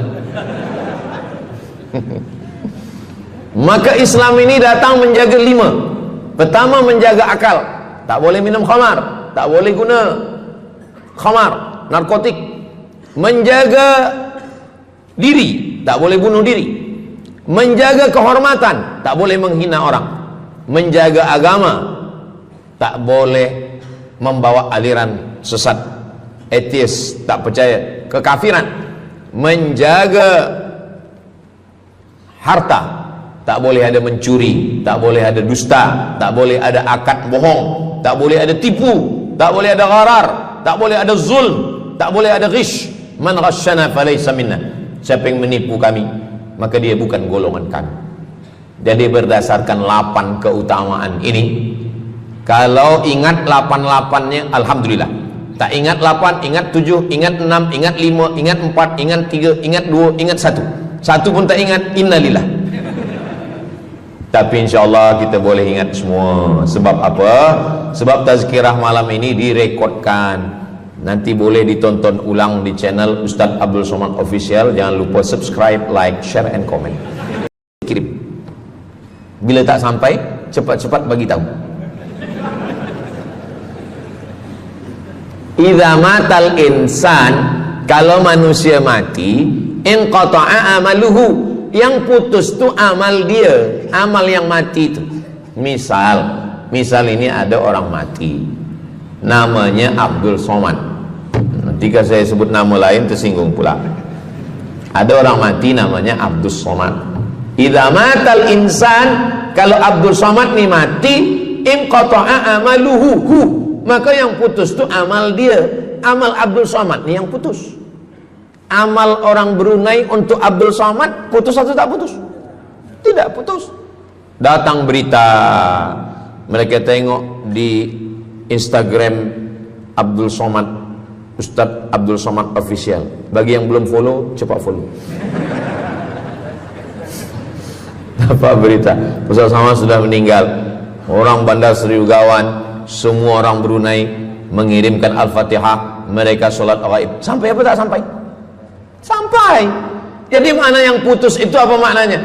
Amal dia putus. Amal orang mati ni putus. Amal orang hidup kepada yang mati tak putus. Saya ulang sekali lagi, yang putus itu amal orang mati. Amal orang mati putus. Apa maksud amal orang mati putus? Kepada muslimin muslimat, sila datang ke masjid yang akan membagi tazkirah almarhum Abdul Somad. Itu mana? Putus. Mana boleh tazkirah lagi? Orang mati itu amalnya putus, tapi amal orang hidup untuk orang mati tidak putus. Kalau memang putus, kenapa ada amalnya yang tak putus? Ada amal dia yang tak putus. Ini Abdul Somad, mati dia, amal dia semuanya putus, tapi ada amal dia yang tak putus. Pertama, shodaqotun jariyah. Shodaqah itu kan amal dia, tak putus. Shodaqah dia, bina masjid dia, shodaqah dia tahfiz Quran. Budak-budak tahfiz Quran itu menghafal Quran, jadi tuan guru, punya murid, punya pondok, maka tak putus. Amal dia, tapi tak putus. Yang kedua, ilmun yuntafa'u bih, mengajar dia, diamalkan orang, tak putus. Waladun solihun, anak soleh. Anak soleh itu maksudnya, anak soleh itu kan amal dia. Itu yang banyak orang yang tak paham. Macam mana amal soleh, macam mana amal soleh itu amal kita? Macam mana anak soleh itu amal kita? Kalau istri, mohon maaf, kalau istri awak cuma awak tengok saja, apakah mungkin dia hamil? Itu dah payah betul dah menjelaskan. Maknanya anak kita itu amal kita. Maka kalau kita mati, dia tetap mengalir. Bukan berarti doa orang lain tak sampai. Ini banyak orang salah faham. Selepas orang meninggal, tak usah baca doa lagi, tak usah Allah maafir lahu lagi, tak usah baca Yasin lagi, tak sampai. Maksud putus itu amal orang mati itu putus. Kalaulah putus amal orang hidup kepada orang mati, tak ada salat jenazah. Nanti kalau ada orang mengatakan, tak usah baca doa, kita udah putus semua, nanti bila dia mati, jangan sembayangkan. Sebab sembayang jenazah itu kan amal orang hidup untuk orang mati. Allahu Akbar, Allahu Akbar, Al-Fatihah, Allahu Akbar, salawat, Allahu Akbar, Allahumma maghfir lahu warhamhu wa'afihi wa'fu anhu, Allahu Akbar, Allahumma la tahrimna ajrahu wa la taftina ba'dahu wa waghfir lana wa lahu wa li ikhwanina alladhina sabaquna bil iman wa la taj'al fi qulubina ghillan lil ladzina amanu rabbana innaka ra'ufur rahim. Empat itu sampai, Al-Fatihah sampai, doa sampai, Al-Fatihah sampai, solawat sampai, doa takbir 3 sampai, doa takbir 4 pun sampai. Itu maknanya amal orang hidup sampai, tapi amal orang mati putus. Apakah orang mati itu tetap beramal? Orang mati tetap beramal, tapi katanya putus. Yang putus itu amal wajib. Sholat wajib, tak wajib lagi. Puasa wajib, tak wajib lagi. Adapun amal yang tak wajib, makanya kalau ada suami yang tak mau amal wajib, suruhlah dia mati. Mana dalil ustadz bahwa orang mati tetap beramal? Waktu Nabi Muhammad SAW Isra Mi'raj, Nabi Isra Mi'raj, Nabi tengok Nabi Musa sholat di dalam kuburnya, padahal Nabi Musa sudah meninggal. Itu menunjukkan orang meninggal pun beribadah, tapi ibadah dia tidak wajib lagi. Waktu sampai di Masjidil Aqsa, Nabi Ibrahim sholat, Nabi Musa sholat, Nabi-Nabi sholat, padahal mereka sudah meninggal dunia. Itu menunjukkan bahwa orang mati beribadah, tapi ibadahnya tidak wajib. Yang kita wajib ini hanya dari akil baligh sampai kita mati. Siapa yang wajib sembahyang? Akil baligh. Siapa yang wajib puasa? Akil baligh. Siapa yang wajib haji? Akil baligh mampu. Ada orang akil, ada orang baligh tapi tak akil. Umur 15 tahun, 20 tahun, 30 tahun, baligh, umurnya sampai, tapi tak akil, tak ada akal. Rufi'al qalam, kertas, pena. Pena dia terangkat, tak mencatat. Ada 3 orang yang penanya tak mencatat. Yang pertama, anis sobi hatta yahtalim, budak kecil sampai dia mimpi akil balik. Yang kedua, anin naim hatta yastayqiz, orang tidur sampai dia terjaga. Yang pertama, budak kecil sampai akil balik. Maka kalau nak nakal waktu kecil itulah. Menyesal saya Ustaz, waktu kecil dulu baik-baik. Yang kedua, anin naim hatta yastayqiz, orang tidur sampai dia jaga tidur. Makanya kalau nak buat dosa, waktu tidur lah. Ada seorang suami tidur, selepas itu dia terjaga, dia katakan ke istri dia, Adinda, buah hati belayan jiwa, siang dan malam terbayang-bayang, makan tak kenyang, tidur tak lelap. Abang bermimpi malam tadi. Mimpi apa? Mimpi berbini lagi. Kata istri dia, engkau tidur lagi, mimpi lagi, ceraikan dia. Macam mana nak tidur lagi? Begitulah. Tapi perempuan ini tak ada di Brunei, di kampung saya. Sini baik-baik. Orang tidur, dia tidak boleh dihukum, sebab mimpi kita tak boleh buat-buat. Anil naim hatta yastayqiz, orang tidur sampai dia jaga tidur. Anil majnun hatta yafiq, orang gila sampai sehat. Orang gila tak diambil hukum, tak wajib sembahyang, tak wajib puasa. Itu maka kadang isteri kalau ada lelaki tak sembahyang, abang ni gila ke? Kata, aku tergila-gila dengan kamu sayang. Jadi siapa yang wajib? Macam mana dengan orang yang pikun, hilang ingatan? Hilang ingatan bila dari mula zuhur azan sampai waktu asar habis, ingatan dia hilang, maka dia tak wajib sembahyang. Tapi bila dia ingat sekejap, dia wajib lagi. Itu pula masalahnya Ustaz. Laki saya ni hilang ingatan waktu sembahyang je. Lepas tu ingat balik berakal. Kata orang kalau sudah tua kita mengalami namanya demensia. Manusia demensia, amnesia. Amnesia tak ingat apa-apa, semua lupa. Itu maka kita bila nak pergi ke mana-mana guna helmet, sebab bila kepala ni terantuk lupa. Ada kawan saya, dia hafaz Quran 30 juz, ceramah tazkirah ke mana-mana, bawa kereta jatuh. Kata dia banyak ayat-ayat yang hilang, maka aku kalau sembahyang ayat pendek-pendek. Kata saya, bang, di kampung saya dulu kalau ada radio yang dah tua yang rosak, itu biasa kita pukul mau elok balik. Cuba antukkan sekali lagi gitu. Kata dia, aku takut kalau aku antukkan Fatihah ni pula hilang. Maka Islam ini datang menjaga 5. Pertama, menjaga akal. Tak boleh minum khamar, tak boleh guna khamar, narkotik. Menjaga diri, tak boleh bunuh diri. Menjaga kehormatan, tak boleh menghina orang. Menjaga agama, tak boleh membawa aliran sesat, ateis, tak percaya, kekafiran. Menjaga harta, tak boleh ada mencuri, tak boleh ada dusta, tak boleh ada akad bohong, tak boleh ada tipu, tak boleh ada gharar, tak boleh ada zulm, tak boleh ada ghish. Man ghasyana falaysa minna, siapa yang menipu kami maka dia bukan golongan kami. Jadi berdasarkan 8 keutamaan ini, kalau ingat 8-8-nya alhamdulillah. Tak ingat 8, ingat 7, ingat 6, ingat 5, ingat 4, ingat 3, ingat 2, ingat 1. Satu pun tak ingat, innalillah. Tapi insyaAllah kita boleh ingat semua. Sebab apa? Sebab tazkirah malam ini direkodkan. Nanti boleh ditonton ulang di channel Ustaz Abdul Somad Official. Jangan lupa subscribe, like, share, and comment.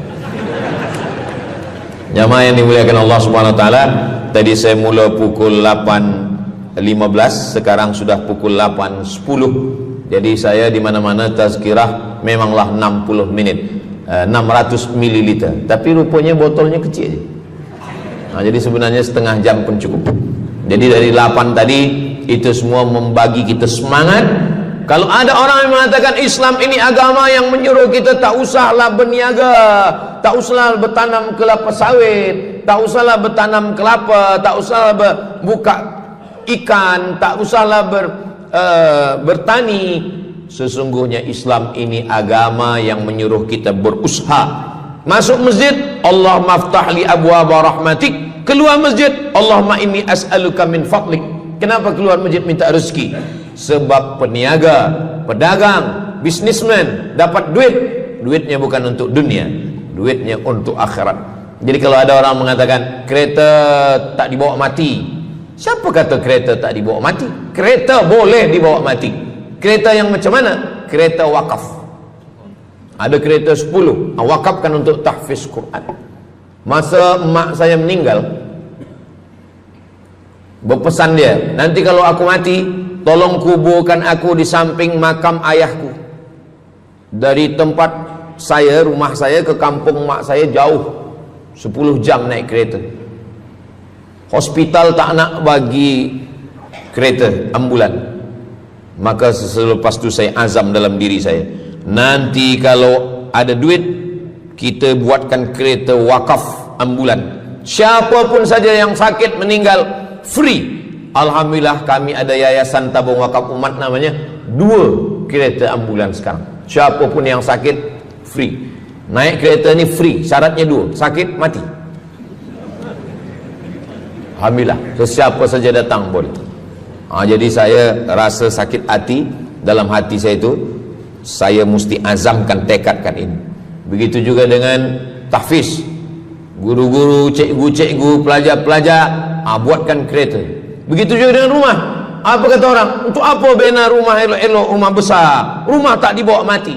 Rumah boleh dibawa mati. Rumah yang mana? Rumah tahfiz Quran. Assalamualaikum. Waalaikumsalam. Ustaz Abdul Somad, betul, saya ada rumah Ustaz, 9 bilik, 2 aras, parking lapang. Rumah siapa? Tak tahu. Ini rumah siapa Tuan? Tuan Haji. Rumah saya. Tuan Haji di mana sekarang? Saya di Surabaya, Ustaz Abdul Somad. Rupanya dia dulu kerja kilang minyak di Riau, Sumatera. Lepas pencen dia balik